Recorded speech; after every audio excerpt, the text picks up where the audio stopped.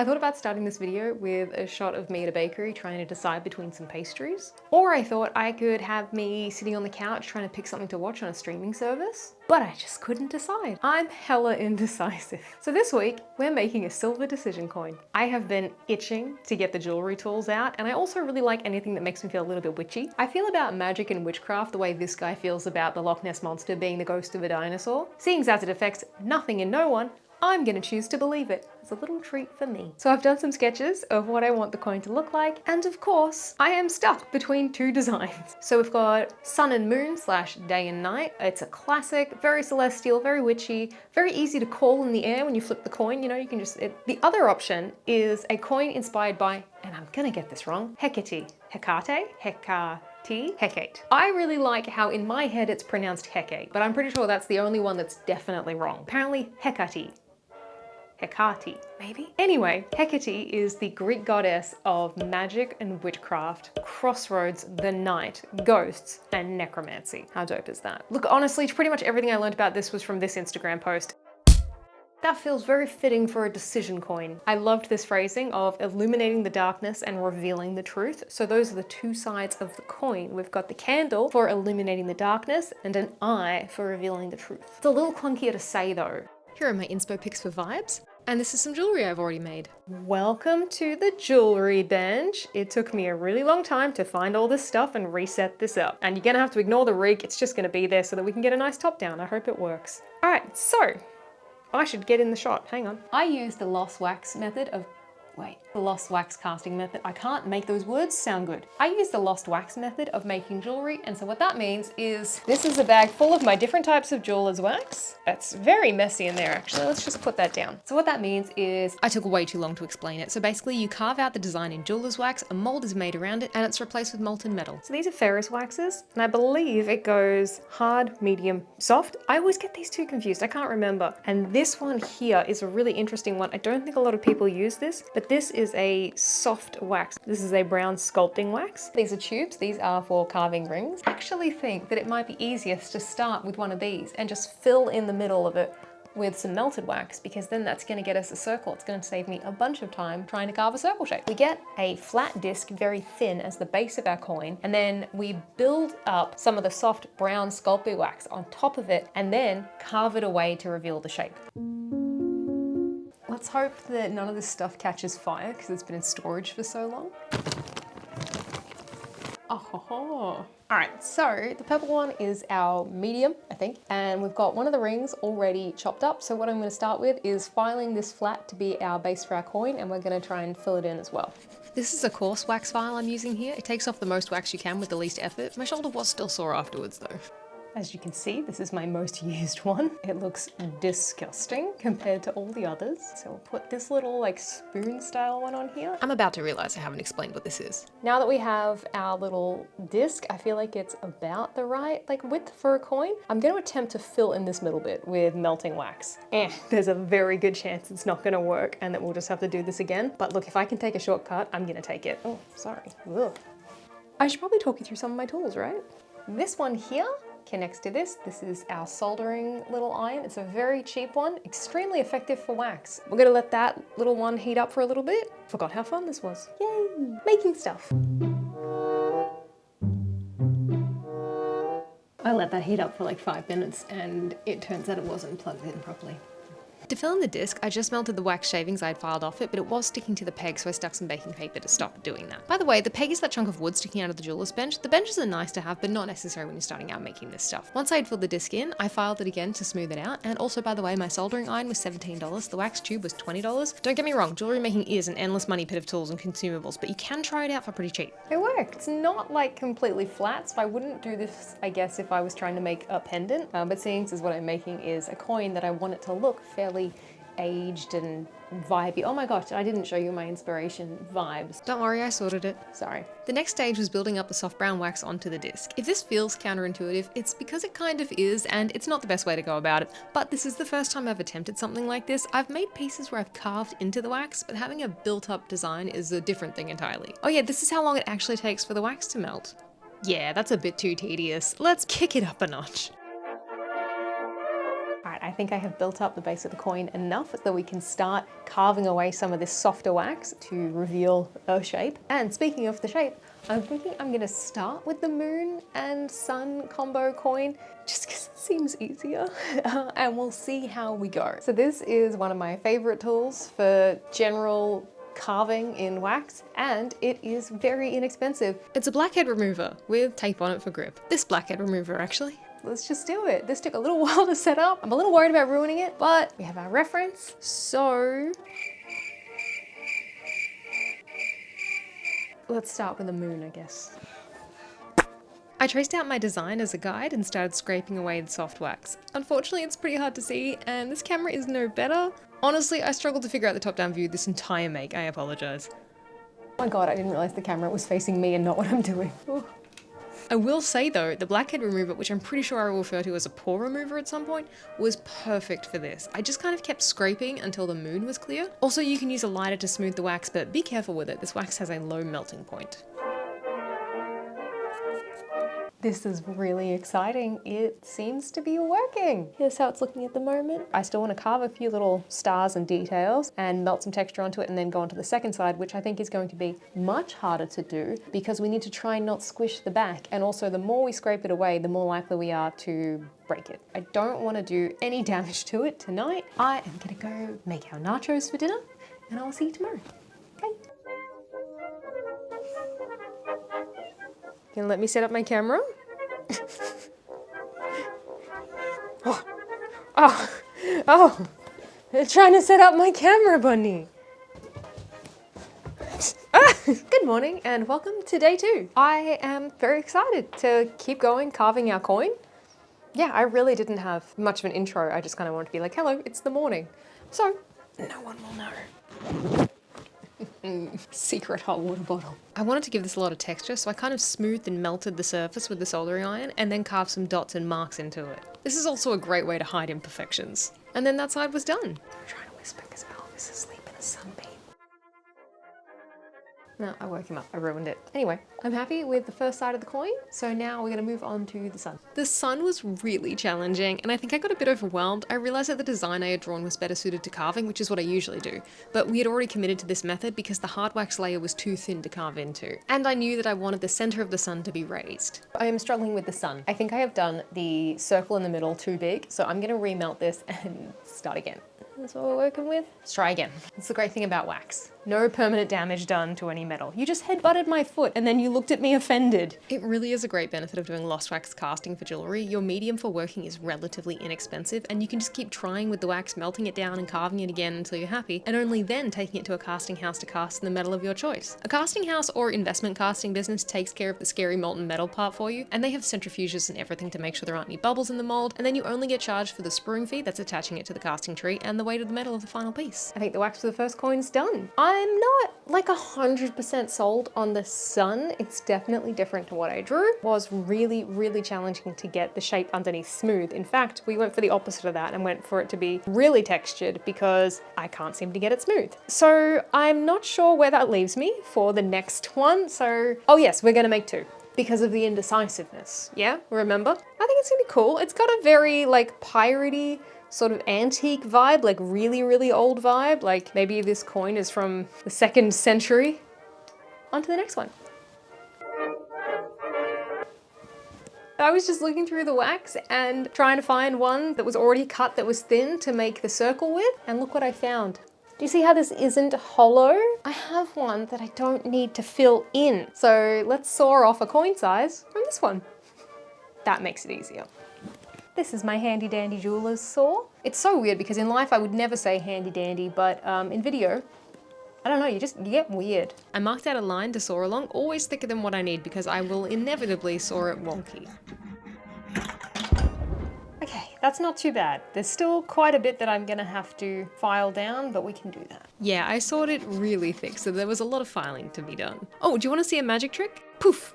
Amazing. They got carried away with the filing and forgot that once you file with a coarse grit, you need to change to a finer one to smooth it out. I didn't do that, clearly. I'd filed it too thin to take any more off, so I just tried melting it with a flame. I want to start with the carving side because carving puts a lot of pressure on the back of the piece, and obviously we don't want to do that if there's a built-up design on the back because it's going to get smushed. What I like to carve with is my little, I'm gonna do it again, handy dandy little paw remover tool, but it's gotten a little bit blunt, so I want to give this a little bit of a polish first, which means putting on safety glasses. Check for spiders, we're all good. To sharpen this one, I used a Ceragloss set. I don't know what that name means, but it's by a company that makes tools for the dental industry. There are 3 of these diamond polishing wheels that get progressively finer. Oh my god, it's so sharp now. That's not ideal. And it gets the job done so much easier than using a whetstone. This doesn't require skills. I used a laundry marker to draw my design on the wax. More permanent than permanent markers, as it turns out. Usually those wipe straight off. You have to be slow and controlled when you do this kind of carving in the hard wax. It's very easy to slip and scratch areas you don't mean to, and those are a little bit finicky to fix. So this is a fun trick when you're carving. Rub a bit of cornstarch into it. Aha! And it reveals the design.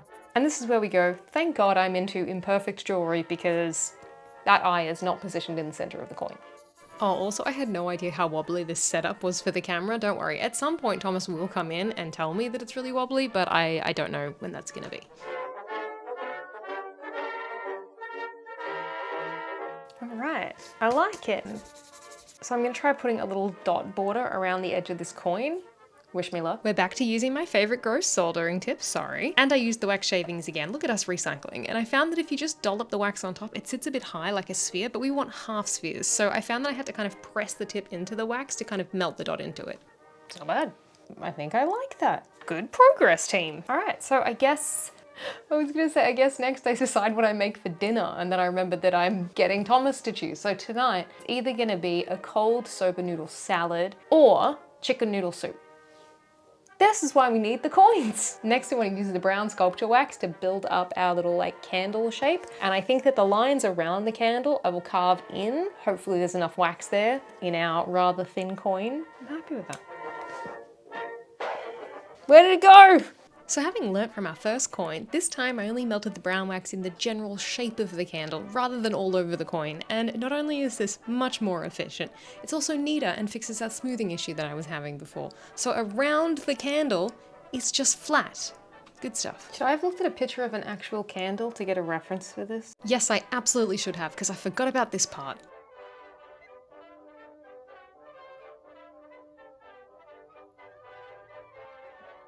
All right, I need to look up what a candle dish should look like because rough. Again, I should have done that earlier because I could have used any of these lovely references, but because of what I had already done, I had to use this one.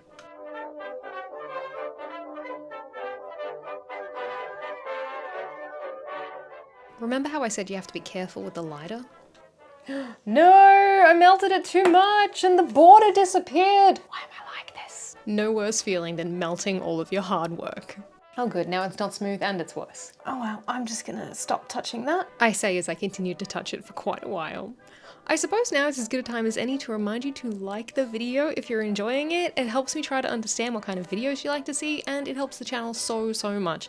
And if you like seeing me make whatever it is I feel like making, why not subscribe? I know I don't have a clear niche like some other crafting channels, but that's the adventure of ADHD, isn't it? This one's a little harder to see, but we got our finalized designs. I am happy with that. Good morning. So I mentioned in a previous video that I've been picking up my phone less and I've been making an effort to not look at social media so much, and I was feeling really excited about how much reading I was going to get done this year. I have not gotten much reading done. I fell off the wagon. Or is it a horse? You get back on a horse, and wagons have horses. It's probably the same thing. Anyway, I found myself back to just mindlessly picking up my phone, scrolling endlessly, and feeling pretty garbage. And I decided that I needed help. I'm gonna put this down, I'm gonna splash it everywhere. And that actually worked out great because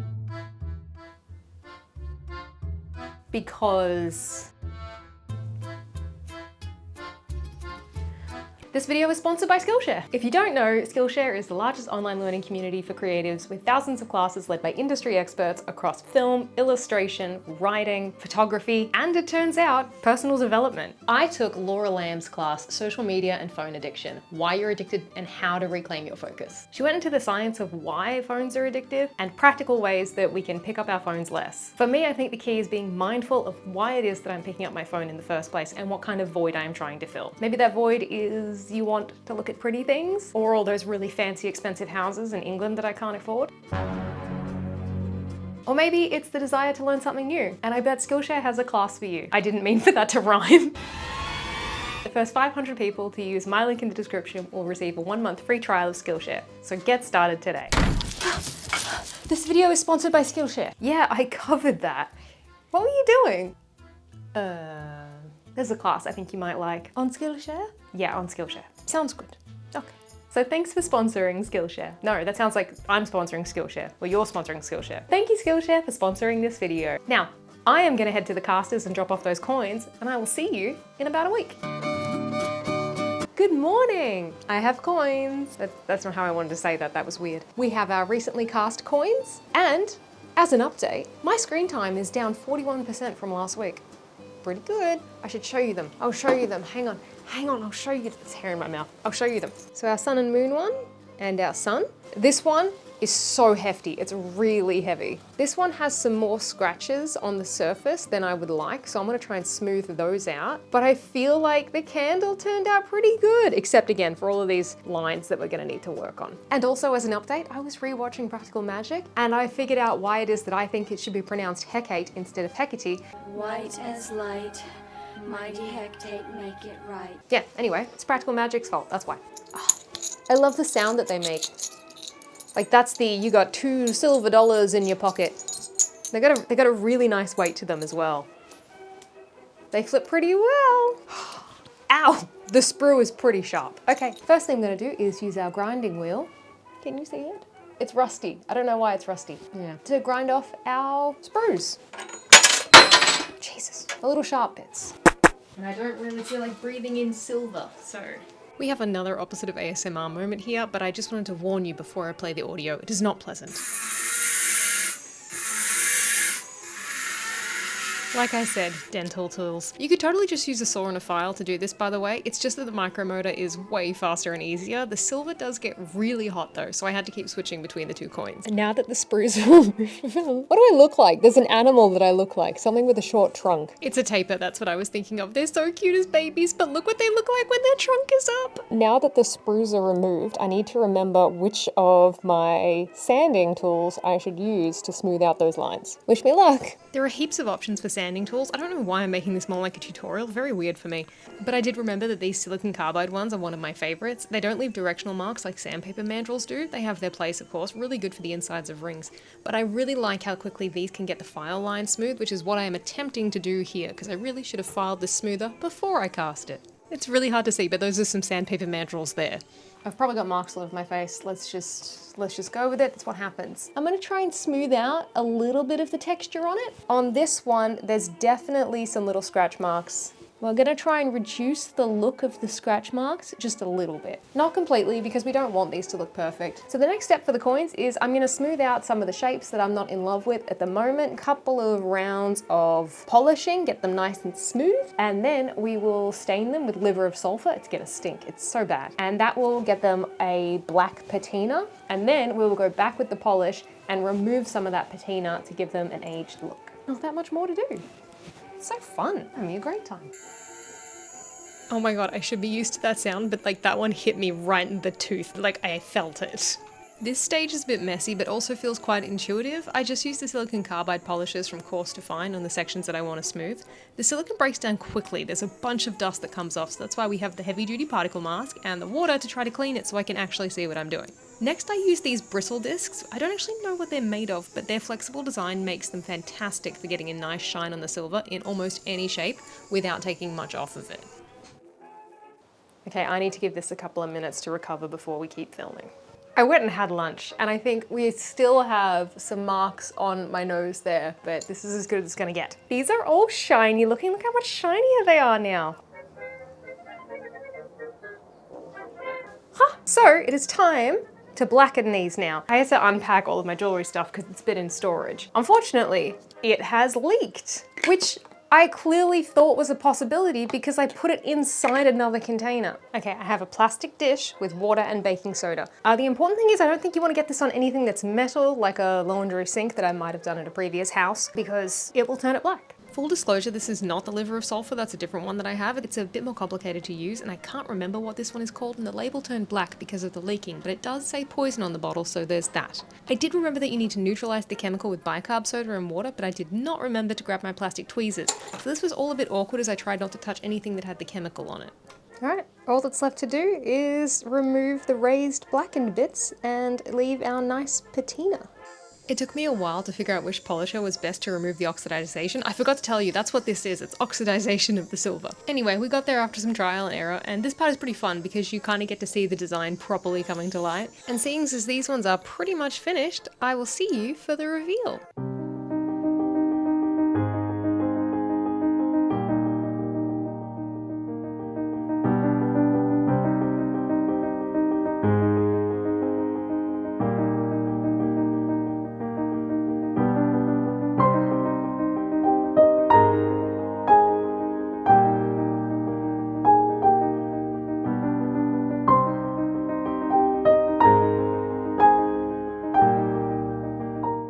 Let's test them out. Sun side, I go out for breakfast, or moon, cook it at home.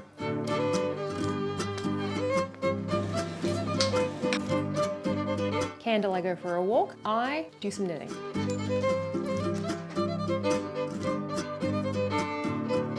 Moon, I do some chores. Sun, hammock time. Well, this has been lovely. I don't want to flip the coin out here because I really don't want it to go through the slats of the decking. I will see you next time and hopefully I will be a little bit more decisive. Bye. Yeah. Whoop. Oh! Ow! Let it go.